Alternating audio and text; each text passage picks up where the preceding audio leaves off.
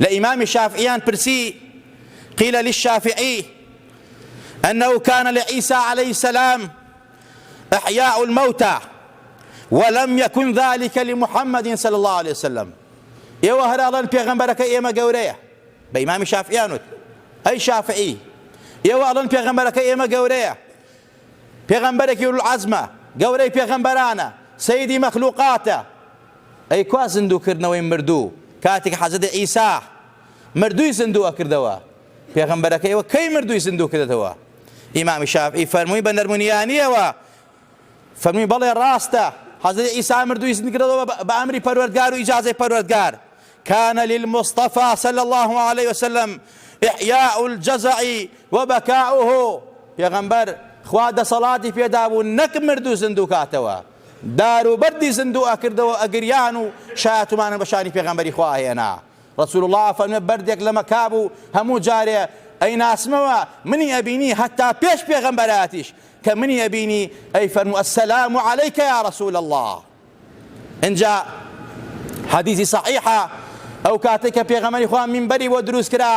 لەسەر مینبەر چووە سەر مینبەر وتاردا بەڵام پێش ئەوەی کە لەسەر مینبەر وتار بدا پێغەمبەری نازدار لەسەر کۆتەکەدارێک وتاری ئەدا کە چووە سەر مینبەرەکە کۆتەکەدارەکە دەستی کرد بە گریان بە زبانی حاڵی خۆی پێغەمبەری خوا صلی الله عليه وسلم ڕۆژت باوەشی پیا کرد ئەو سانیشتەوە ئەویش وعدی پێدا کە لە بەهەشتا ڕەفیقی پێغەمبەر بێ ئەو سادارەکە کەوتە ئیسراقەت و لە گریان و هاوار کەوت.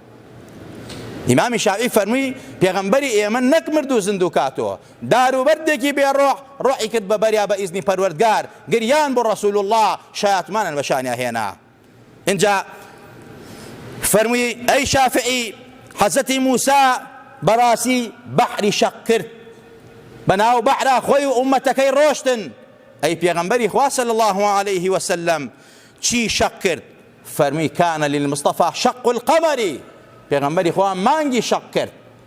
بە ئاماژەیەک مانگ کەوتە دوو بەشەوە کە ئەم ڕۆژ عیلمی ئەمڕۆی سەلماندوێتی لەو تاریخا مانگ شەق بووە ئەمە موعجزەی پێغەمبەری خوا صلی الله عليه وسلم. اینجا فەرمووی حەزرەتی موسا بەڕاستی ئاوی لە بەرد هێنایە دەرەوە بە ئیزنی پەروەردگار بەردێکی ڕق و تەق ئەی پێغەمبەری خوا چی کردووە؟ فەرمی کانە للمصطفى نەبع الماء من بین ئەصابعه فەرمی بەرد ئاوی لێ دەرتی ئاساییە بەڵام لە ناو گۆشتی خوێنە ئاو دەرناچێ. پێغەمبەری خوا ئەو موعجزە گەورەی هەیە لە مابەینی پەنجەکانیا ئاو هەڵتۆقی و دەرچوو زیاد لە 1000 نەفەر ئاو لە پەنجەکانی پێغەمبەری خوا صلی الله عليه وسلم کە پیرۆستترین ئاوی سەر ئەرزە لە زەوی پیرۆسترە ئەو ئاوەی کە لە پەنجەی پێغەمبەری خوا دەرچوو صلی الله عليه وسلم. ئەمە موعجزەیە و ئەمە گەورەیە کە خوا ئەوەی بە پێغەمبەری داوە بە هیچ پێغەمبەرێکی نەداوە. فەرمووی کانە لسولەیمان عليه السلام تسخیر الرياح خوا بای مسەخەر کرده بوو بۆ پێغەمبەری خوا صلی الله عليه بۆ حەزرەتی سولەیمان ئەی بۆ پێغەمبەری خوا چی دانابوو. فەرمووی کانە للمصطفى رحلة الإسراء والمعراج بالبراق خوای تبارك وتعالى ئیسرا و میعراجی بە پێغەمبەری نازداری خۆی کرد لە ماوەیەکی زۆر کەمە. سبحان الذي أسرى بعبده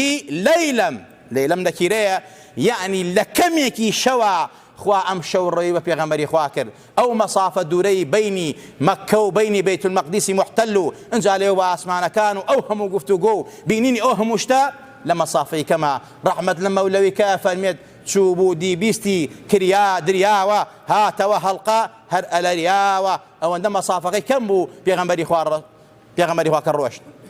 چوو پێغەمبەری خوا ڕۆشت دی هەموو نیشانەکانی بینی کریا دریاوە پرسیار کرا جواب دراوە هاتەوە هەڵقە هەر دەلەراوە یعنی چۆن دەرگا هەڵقەی پێوە بووە ئەو هەڵقەکە ئینسان ئەڕواتە دەرەوە هەڵقەکە ئەلەرێتەوە مەسافەی چوونی پێغەمبەری خوا و ئەو هەموو سوال و جوابە هێشتا هەڵقەی دەرگاکە